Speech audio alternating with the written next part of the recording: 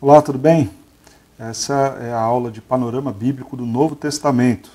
Nós já apresentamos algumas características contextuais que estão em torno do Novo Testamento. Falamos que o Novo Testamento é uma continuidade de todo o ensino da Escritura. A Bíblia, então, não deve ser vista de forma fracionada.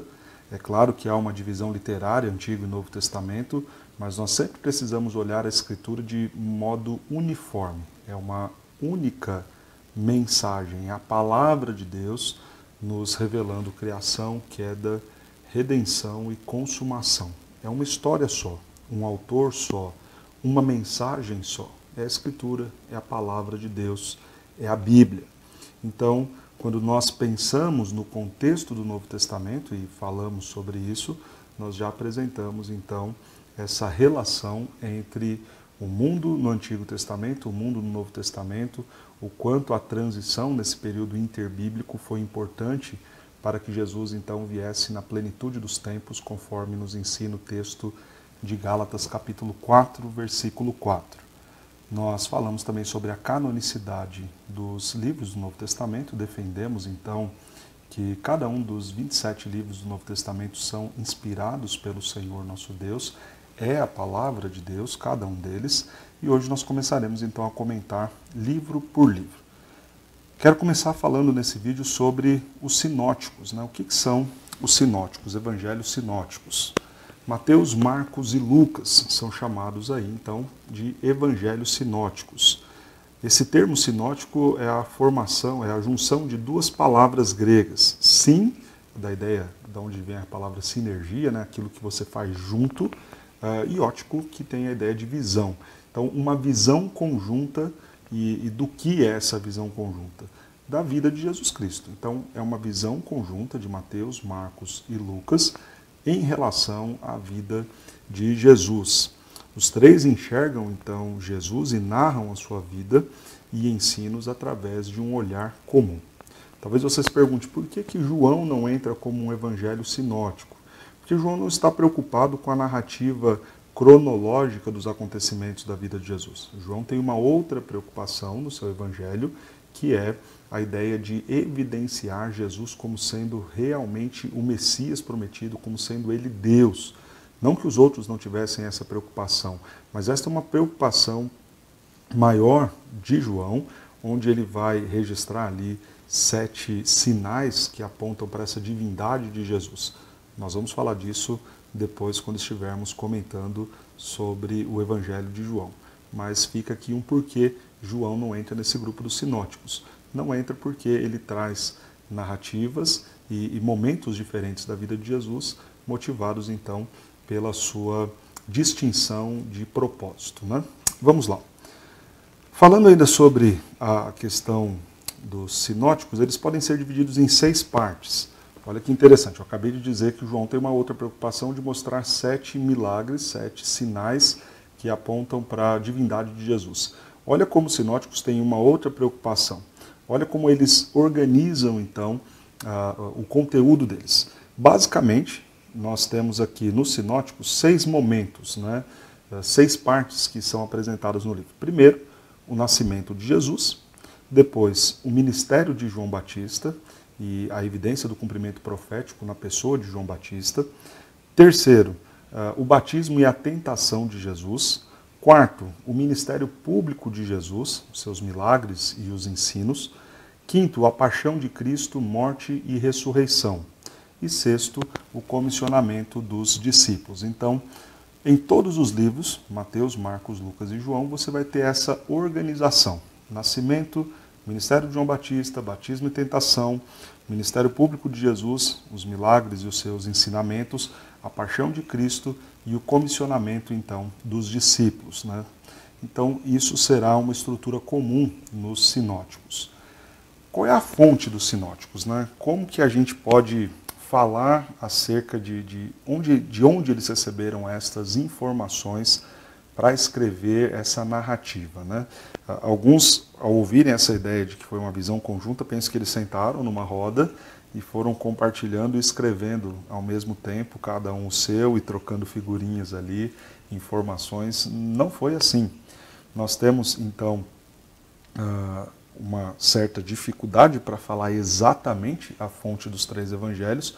No entanto, a maioria dos estudiosos concordam que, primeiro, Marcos vai ser a fonte primária para Lucas e Mateus. Segundo, que há uma fonte secundária chamada de fonte que, da palavra grega kili, né, que tem a ideia de fonte, né, que significa fonte.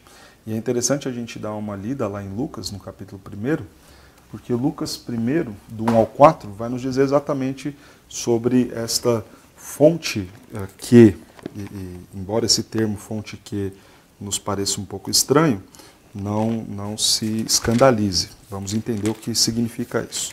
O Evangelho de Lucas, capítulo 1, verso 1 a 4, nos diz assim: visto que muitos houve que empreenderam uma narração coordenada dos fatos que entre nós se realizaram, conforme nos transmitiram os que desde o princípio foram deles testemunhas oculares e ministros da palavra, igualmente a mim me pareceu bem, depois de acurada investigação de tudo desde sua origem, dar-te por escrito, excelentíssimo Teófilo, uma exposição em ordem, para que tenhas plena certeza das verdades em que fostes instruído.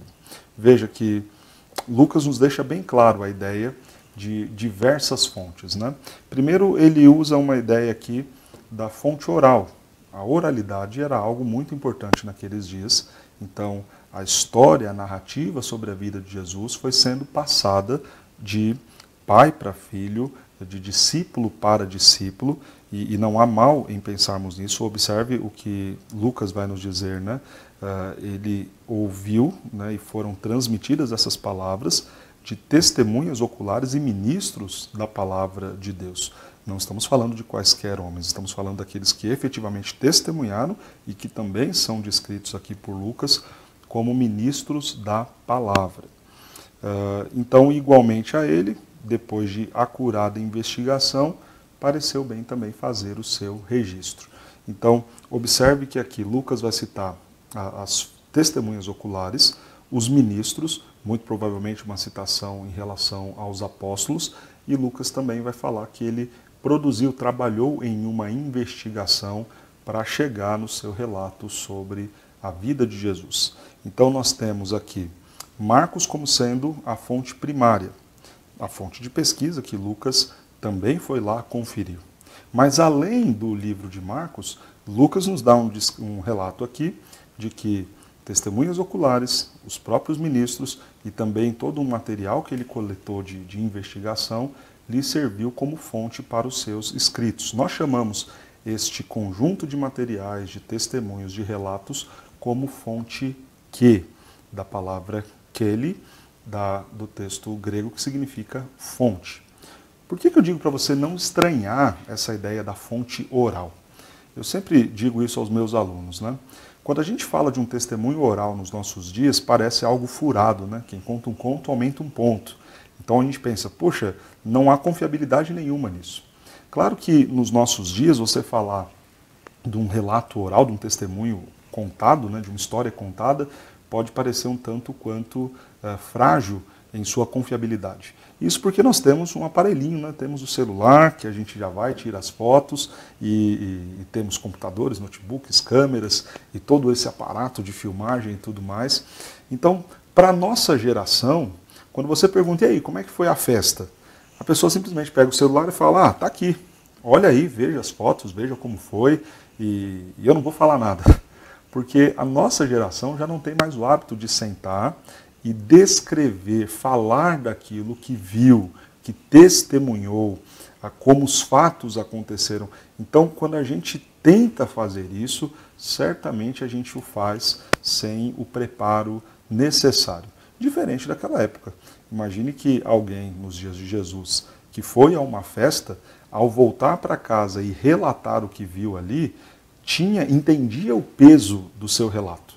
Hoje o peso do meu relato sobre algo que eu vi numa festa, ele não é grande nem tão importante. Talvez aquilo que as redes sociais vão dizer, o Instagram, o Facebook, as muitas fotos, serão um peso e será de maior confiabilidade do que eu vou dizer, porque as fotos, as imagens, as filmagens, o que está lá postado, fala com muito mais detalhes do que o meu testemunho oral. Mas naqueles dias não eram assim. Então o peso da oralidade era gigantesco. E as pessoas entendiam essa responsabilidade que tinham de falar com propriedade sobre o que tinham visto, de testemunhar com o máximo de fidelidade, com o máximo de cores possível.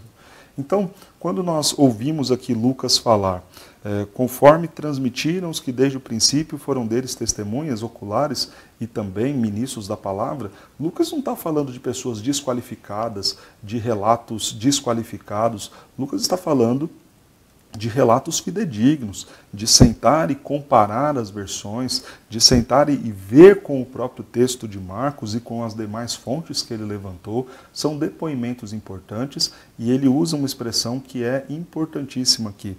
Acurada investigação, cuidadosa investigação. Foi esse o trabalho para que ele relatasse o seu evangelho. Então, quando a gente pensa em fontes dos sinóticos, a fonte primária a gente entende que é o evangelho de Marcos. E outras fontes são chamadas fontes secundárias, que é o que nós chamamos de fonte Q. Mas o mais importante nisso é nós pensarmos que por trás da figura de Marcos, de Mateus e de Lucas, há o próprio Espírito Santo capacitando, inspirando esses homens. Deus está no controle do escrito, do cânon, daquilo que Ele quer que nós saibamos. É muito importante nós termos isso em mente. Por mais que a gente fale de 3 autores, de fontes diferentes, de audições distintas, de distintas testemunhas, nós estamos falando principalmente de um Deus que coordena todo o processo da palavra e da mensagem que ele deseja comunicar. Fala um pouquinho então da similaridade entre os sinóticos. Olha que interessante. Uma estimativa aproximada indica que Marcos, a ideia nossa de fonte primária, possui cerca de 90% do seu material similar a Mateus e Lucas. Faz muito sentido, se nós entendemos que Marcos é a fonte primária, é claro que o que tem em Marcos, 90% do que tem lá, tem também em Mateus e Lucas. Quase 60% do conteúdo de Mateus são encontrados no livro de Marcos e também no livro de Lucas. Então, Marcos, 90% do que está em Lucas e Mateus também está nele. Em relação a Mateus, 60% do que está em Marcos e em Lucas está também no Evangelho de Mateus. Significa então que Mateus tem alguns conteúdos exclusivos que não estão lá em Marcos ou em Lucas. Por último, Lucas possui aproximadamente 40% de conteúdo em comum com Mateus e Marcos. É interessante isso. 40% então do que está lá em Lucas também se encontra em Mateus e Marcos. Lucas tem um conteúdo a mais, de detalhes a mais, pela acurada investigação feita e pelo propósito dele. Quando a gente vai falar disso mais para frente, né? Mas quando a gente olha o propósito de Lucas, Lucas estava dando testemunho para alguma liderança do Império Romano, falando sobre o que era o cristianismo. Ele faz isso tanto no Evangelho seu de Lucas, como também no livro de Atos.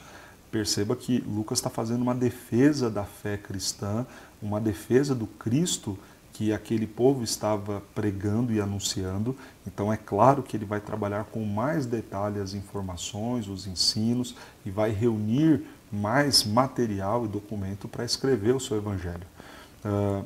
Essa estimativa indica, então, que os evangelhos de Mateus, Marcos e Lucas possuem apenas, respectivamente, 10, 40 e 60% de conteúdo exclusivo. Marcos, em relação aos outros, 10% de conteúdo exclusivo, que tem nele e não tem nos demais. Marcos, em relação aos outros, 40% de conteúdo exclusivo. E Lucas, 60% de conteúdo exclusivo. Para se ter uma ideia do que isso representa, o Evangelho de Marcos, por exemplo, possui no máximo 40 versículos que não são compartilhados pelos outros sinóticos. Mas eu quero que você pense mais uma vez comigo, né? Nós estamos falando de um único texto, é a palavra de Deus. Os evangelistas, por mais que a gente esteja falando de evangelhos sinóticos, não têm a obrigação de um registrar o que o outro registrou. Aliás, isso nem parece ser muito lógico quando a gente pensa em Deus comunicando a sua palavra para nós. Porque talvez quando a gente dê esses números, você pensa, puxa, Lucas tem 60% a mais de conteúdo do que Marcos. Isso não significa dizer que Marcos está incompleto, Porque nós não estamos falando de Marcos e Lucas, nós estamos falando da Bíblia. A Bíblia está completa na sua mensagem, porque um livro complementa o outro. Porque aquilo que Marcos não comentou, por não achar importante ou não atingir os seus objetivos para o grupo a quem ele escrevia, foi descrito e comentado por Lucas. Então, veja que nós não estamos falando de um problema quando colocamos e pontuamos essas distinções de conteúdo. Nós estamos falando de um complemento do texto. E se você ouve esses argumentos dessa similaridade e dessas ausências de conteúdo em um ou outro livro e olha isso com um olhar temeroso, olha isso como um argumento, está vendo, a Bíblia não é tão certa e tão correta assim, você está completamente enganado. É justamente este ato de completar, de um autor completar o outro, de um autor acrescentar ao outro, e acrescentar não significa distorcer, não significa contrapor o outro, significa enriquecer a narrativa, é justamente isso que torna a Escritura belíssima. Então veja, no ato de descrever e narrar a vida de Jesus, Deus se valeu de 3 homens distintos, com fontes distintas, embora, claro, algumas sejam as mesmas, mas quando a gente pensa na totalidade, fontes distintas, com perspectivas distintas, embora haja similaridade nelas, mas para trazer um conteúdo que se completa, para reunir as informações necessárias que ele quis transmitir a nós. Não pensemos também que toda a informação está aí. Quando eu digo toda a informação, tudo aquilo que Jesus fez foi narrado por Mateus, Marcos, Lucas e João. Não foi. João fala isso para a gente lá no capítulo 21, que se fossem escrever tudo aquilo que Jesus fez em seu ministério, não haveriam livros e páginas para caber todos esses relatos. É óbvio que não foram descritos tudo, mas tudo aquilo que Deus quis comunicar ao homem da obra, da vida e da pessoa de Jesus, tudo aquilo que o Pai quis que estivesse preservado e reservado para nós, foi nos dado na Santa Palavra. E isso é maravilhoso. Veja então que há similaridade, mas há também as particularidades de cada livro, e eu quero falar um pouquinho então dessa distinção entre os sinóticos. Não existem apenas semelhanças entre os evangelhos sinóticos. Nós acabamos de falar delas, dessas semelhanças, né, do quanto um vai se assemelhando ao outro, mas há também diferenças pontuais. É verdade que em muitas ocasiões o conteúdo é praticamente o mesmo, mas em outras ocasiões não, é bem diferente. Volto a dizer, conteúdo diferente não significa que está contrapondo-se ao outro, um autor se contrapondo ao outro. Não, significa que em algumas ocasiões há o relato em um evangelho que não há em outro. Por exemplo, a ordem dos acontecimentos na tentação de Jesus é diferente entre Mateus e Lucas. Cada um vai relatar a ordem dos acontecimentos de um modo diferente. Mas isso não significa que eles se opõem, que eles se contrapõem, que eles estão falando de coisas diferentes ou trazendo visões completamente diferentes, acontecimentos que nada têm a ver um com o outro. É apenas a forma como eles ordenaram os acontecimentos. Lucas, talvez nessa sua pretensão de narrar num cunho mais investigativo, dando satisfações a Roma, narra de uma maneira, e Mateus, falando com o povo judeu, narra de outra forma, mas os mesmos acontecimentos apenas com ordem distinta. O registro do Sermão do Monte, olha que interessante. Mateus ele vai ser muito mais extenso que Lucas. E parte desse fato de Mateus ser mais extenso no Sermão do Monte, capítulo 5, 6 e 7, é porque Mateus vai citar tudo aquilo que Jesus fez referência do Antigo Testamento no momento do Sermão do Monte. Lucas não. Aí você vai pensar, eles então estão demonstrando oposição entre si. Não estão. Ambos relatam e registram o mesmo sermão. Só que, veja, a ênfase de Mateus era comunicar ao povo judeu, aqueles descendentes de Abraão que queriam saber e tomar conhecimento sobre quem era Jesus. O que mais une as visões ou cria uma ponte de contato com o judeu do que a lei? Nada. Então, Mateus se vale da lei, vai então citar repetidas vezes a lei, porque Jesus a citou, para mostrar para o povo judeu que pegava o seu livro que Jesus, o Jesus que ele estava apresentando, era o Cristo anunciado no Antigo Testamento. Lucas, no entanto, está escrevendo para romanos. Romanos nem tinham conhecimento da lei. Quando eu estou dizendo não tinham, não significa dizer que eles não poderiam pegar o Antigo Testamento e ler. Não é isso. Estava acessível para que eles lessem. Mas eu estou dizendo o seguinte, não fazia parte da cultura romana ter o contato com o livro antigo. Logo, por que Lucas iria gastar tempo falando e mostrando a ligação de Jesus com Cristo do Antigo Testamento? Não era a preocupação de Lucas. Mais uma vez, embora sejam registros diferentes do mesmo acontecimento, o Sermão do Monte, não significa dizer que Mateus e Lucas estão discordando, estão divergindo. Não. Apenas algumas informações que Mateus trouxe, Lucas optou por não trazê-las. E mais uma vez, veja a beleza da Escritura. Não ficamos órfãos do conhecimento, dos ensinamentos do Sermão do Monte. Porque aquilo que Lucas entendeu não ser necessário para o romano, Mateus entendeu ser necessário para o judeu. E Deus entendeu ser necessário para nós, para que nós aproveitássemos e tivéssemos o detalhamento do ensino do monte, do ensino do Sermão do Monte. Isso é maravilhoso, é glorioso, e o Senhor nos entregou desta forma bela de textos que se completam. Outra diferença, distinção entre os evangelhos. Os textos que tratam da crucificação de Jesus possuem particularidades em cada evangelho. A gente vai falar daqui a pouquinho de mais alguns desses detalhes no momento da paixão de Cristo, mas olha que interessante.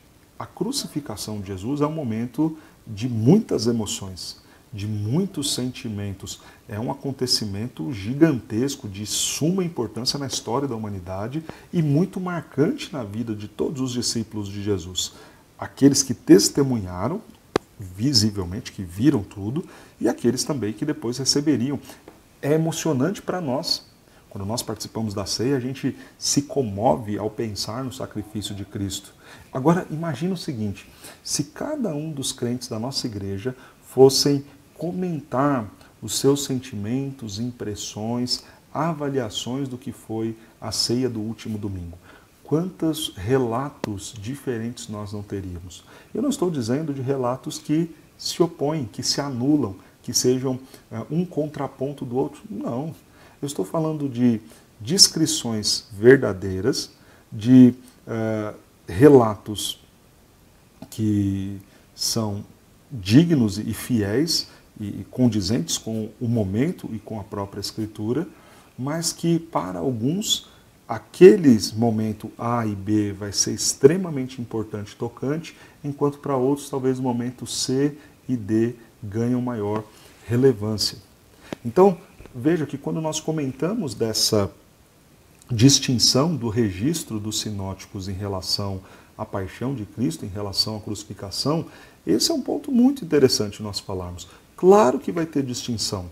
É um momento de fortíssima emoção, de belíssimos acontecimentos, e é claro que cada um deles vai narrar de uma forma diferente, mas que não se anula. E mais uma vez, para um momento tão importante na história da humanidade do cristianismo, Deus se valeu da maior riqueza de detalhes possíveis. O que talvez não tocou a Lucas, tocou a Marcos, tocou a Mateus e vice-versa, deixando uma história linda, bela e completa. Isso não é um problema, falar dessas distinções. Mais uma vez, repito, isso é para nós glorioso. Nós estamos falando de um Deus que quis comunicar a sua mensagem com inteireza e se valeu de personagens, de homens diferentes, com visões diferentes, em momentos e circunstâncias diferentes, para nos deixar a história de forma mais completa possível. Isso é uma beleza na distinção dos sinóticos. Outra distinção interessante. Quando comparado a Mateus e Lucas, Marcos possui uma quantidade bem maior dos ensinos de Jesus. Enquanto talvez Mateus e Lucas estejam preocupados em narrar os feitos de Jesus, Marcos possui uma quantidade maior, Marcos possui uma quantidade menor dos ensinos de Jesus, vai narrar muito mais os acontecimentos, a narrativa de fato a fato e dos milagres de Jesus do que necessariamente os ensinamentos, enquanto Mateus e Lucas narram o ensinamento em si de Jesus. Mais uma vez, veja como os textos têm harmonia e se completam. Uns se preocupando mais com os acontecimentos, outro com os ensinamentos. Mas nós precisamos dos dois. Então, o Senhor nos dá, juntando os três, Mateus, Marcos e Lucas, acontecimentos e também os ensinamentos. E isso é glorioso. Mas talvez você pense, pastor, o senhor falou de algumas similaridades, de algumas distinções, mas existem contradições. Será que existem contradições? Quero falar então agora dessas aparentes contradições entre os sinóticos. Alguns insistem em acusar a Bíblia de ser um livro contraditório, e os evangelhos não ficam de fora destas acusações.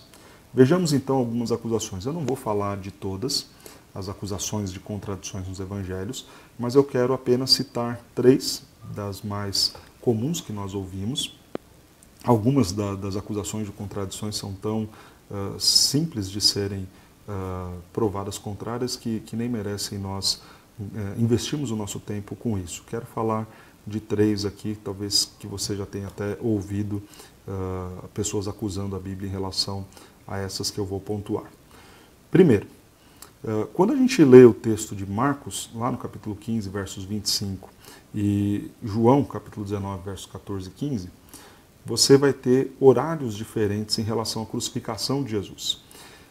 Em Marcos, o texto diz que Jesus foi crucificado na 3ª hora.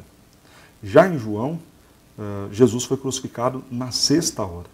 Então você pensa, tá vendo? Aí é uma contradição. Um texto do Evangelho fala 3ª hora, o outro fala a 6ª hora. E aí você vai dizer, pastor, isso daí não é uma questão de ponto de vista, não é uma questão de alguém que achou isso ou aquilo mais bonito e simplesmente relatou de forma diferente. Nós estamos falando de algo que é muito exato. Hora é hora, 6 horas é 6 horas em qualquer lugar, então não tem como ser apenas uma visão diferente. Calma, nem sempre 6 horas é 6 horas em qualquer lugar. E eu vou explicar o porquê. A forma de contar as horas nos dias de Jesus, elas eram distintas. O romano contava as horas de um jeito e o judeu contava suas horas de outro jeito, de outra maneira. Então, naturalmente, quando o texto está falando que Jesus foi crucificado na 3ª hora, no Evangelho de Marcos, lembra-se, Marcos está falando para um público majoritariamente de judeus, ele usa o jeito judeu de contar as horas. E João, se referindo à mesma hora, mas falando a outro público, se vale do modo romano de contar as horas. É a mesma hora, mas em informações diferentes de acordo com o público e de acordo com a contagem de hora que está sendo feita. Não há contradição aqui. Uma segunda acusação que a gente vê está lá no texto de Mateus 27, 44 e também de Lucas 23, 39, 40.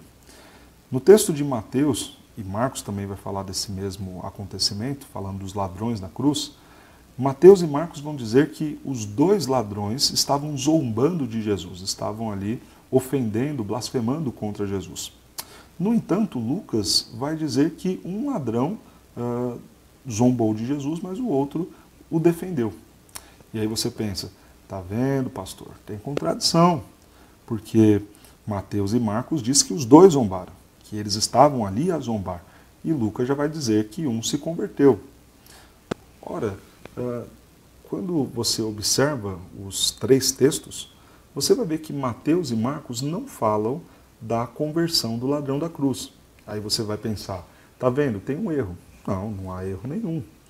Para Mateus e para Marcos, talvez não tenha sido importante relatar o fato do ladrão se converter, o que não faz com que Lucas seja um mentiroso. A omissão de Mateus e Marcos não torna uma inverdade a afirmação de Lucas. Simplesmente mostra que talvez na visão de Mateus e de Marcos não houve relevância ou não houve um motivo para registrar a conversão daquele ladrão. Outro texto, e talvez esse seja o mais conhecido, nós temos o relato das mulheres que foram visitar Jesus no túmulo. Então você tem João dizendo que Maria Madalena foi visitar Jesus, uma mulher. Mateus dizendo que 2 mulheres foram visitar Jesus no túmulo, Marcos dizendo que 3 mulheres foram visitar Jesus no túmulo e Lucas dizendo que 3 mulheres e as demais, ou seja, mais algumas outras, foram visitar Jesus no túmulo. E aí você diga, pastor, aqui tem coisa, porque é uma diferença muito grande, uma, depois o outro fala 2, outro fala 3, outro 4 ou mais. Aí tem muita diferença. Calma, veja que, primeiro, um texto não anula o outro. O fato de uma mulher, o fato de 4 terem ido e alguém registrar uma só, não é necessariamente um problema. E quando você pensa nessa condição, né, de conjuntos diferentes sendo registrados, mas somando, isso mais uma vez tem a ver com a ideia dessa distinção de propósito e desejos, né, que os autores querem transmitir com a sua mensagem. Né? Quero dar um exemplo para que a gente entenda essa questão das muitas mulheres sendo registradas. Né?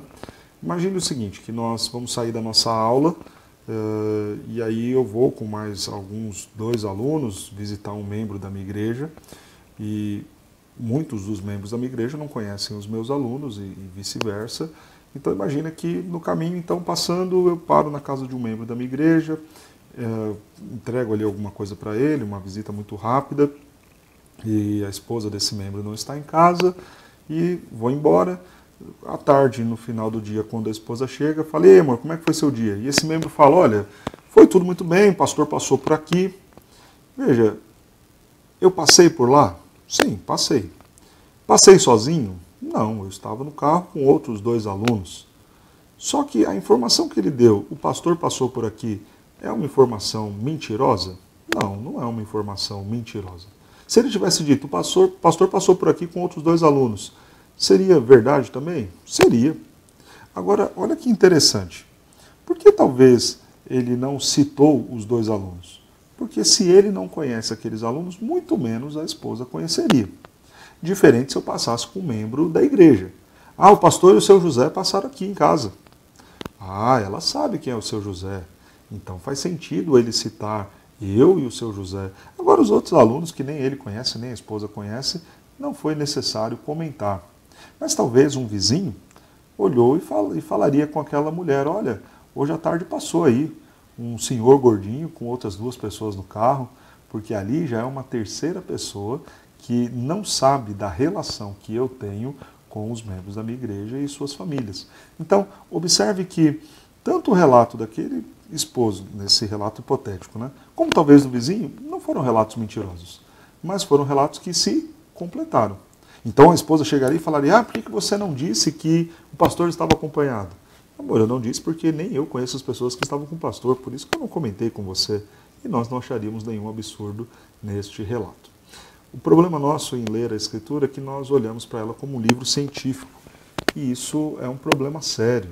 A Bíblia não é um livro científico, a Bíblia é uma mensagem de Deus para nós. E mais uma vez, eu destaco, ao lermos os sinóticos, quando vemos essas diferenças, alguns assuntos com mais detalhes, outros com menos, nós vemos a beleza do Senhor transmitindo a sua mensagem para nós. Ele desejou falar com o seu povo por meio de homens distintos, de culturas distintas, com objetivos distintos, mas nos dando uma mensagem completa. Então, quando nós vemos esta mensagem completa, nós ficamos maravilhados. Ver a distinção e até aparentes contrapontos ou contradições nos evangelhos não deve servir para nos desmotivar, nos desestimular em relação à fidelidade e autenticidade da Escritura. Muito pelo contrário, deve servir para nos motivar a ver a beleza do nosso Deus comunicando a sua palavra.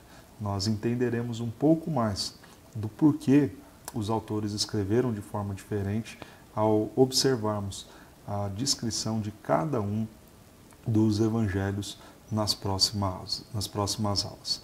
Minha expectativa é que você agora, ao ler os sinóticos, fique tão maravilhado quanto eu em ver a multiforme graça do Senhor se revelando para nós de forma completa, progressiva e tão, ao mesmo tempo, única, uniforme e maravilhosa. Que Deus te abençoe.